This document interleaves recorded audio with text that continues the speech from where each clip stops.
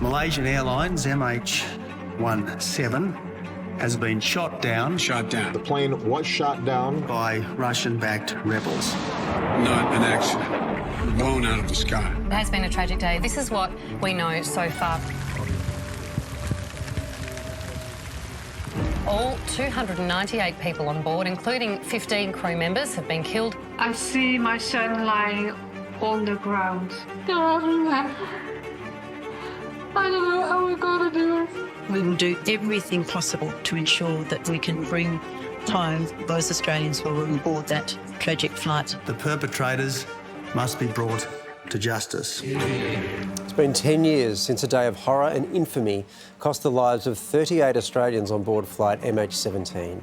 Today, their families gathered to remember those they lost, with their fight for justice as elusive as ever. 17th of July 2014, a date etched in our national memory. Those lost on flight MH17 today remembered at a national memorial in Canberra. And our thoughts are with those who loved and were loved by them.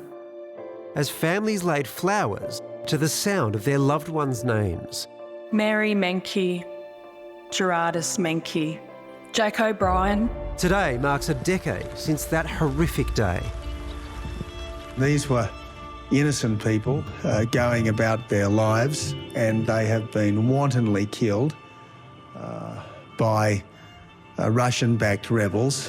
As MH17, a civilian plane on its way from Amsterdam to Kuala Lumpur, entered airspace above eastern Ukraine, Russian-backed rebels shot it down, mistaking it for a Ukrainian fighter jet.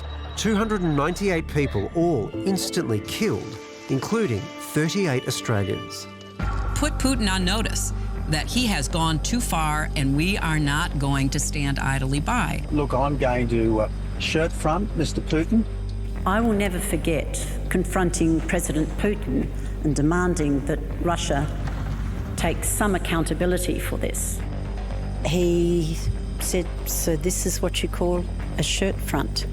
Ultimately, Putin never took responsibility for what happened that day, despite a relentless investigation and an international criminal trial which convicted 3 men, all of whom are still in Russia and remain unpunished. This was an atrocity as well as a tragedy. It was a crime, not an accident. We should never, ever forget that. The investigation was meticulous. The judgment was unequivocal. The Russian Federation is responsible for the murder of our son and 297 other people. For the families waiting for the welcome home hugs that never came, emotions are as raw today as they were 10 years ago. He had an old battered Corolla. I still drive it.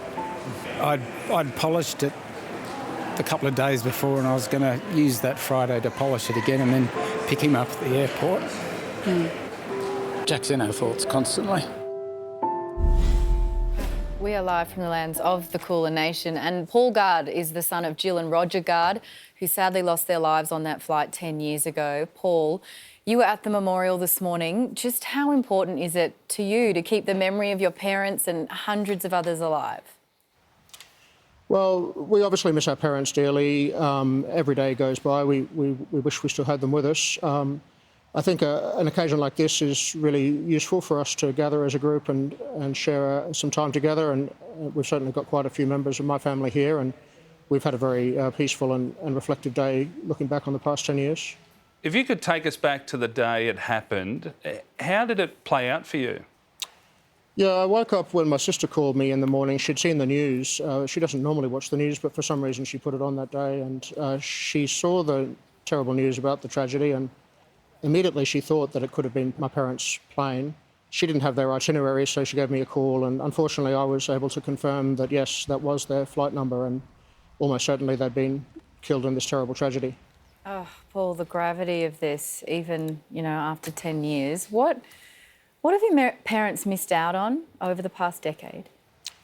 Yeah, well, we've had very fortunate circumstances to have 2 beautiful daughters, so obviously we would have loved to have my parents with us to share the joyful times we've had with them over the last 8 years. My sister also has 2 beautiful children who Mum and Dad love dearly, and Mum was really enjoying being a grandmother when she was taken from us. So that is very sad that they didn't get more time to spend with their grandkids, and then they've now got 7 grandkids in total. So yeah, we do feel very sad that they couldn't have shared more of that beautiful experience with us. What do you tell your girls about your parents?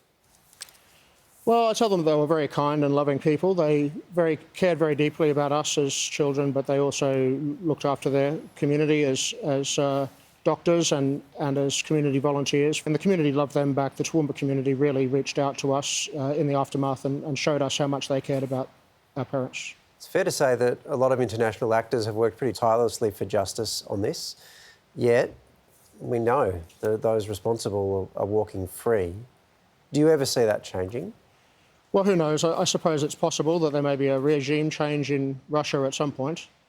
I suppose for a lot of the families, we would have liked to have just seen an apology from those responsible and some admission of responsibility for their actions, mainly for the Russian government and the action that they took in having a missile launcher there in southern Ukraine and for their role in bringing down this aircraft. I suppose it's unlikely that we'll see that anytime soon, but we can all but hope that eventually there will be a change in the Russian government and one day there may be some admission of responsibility. Well, Paul, we always appreciate you taking the time to talk to us, especially on a very difficult day like this. Thanks. No problem. Thank you.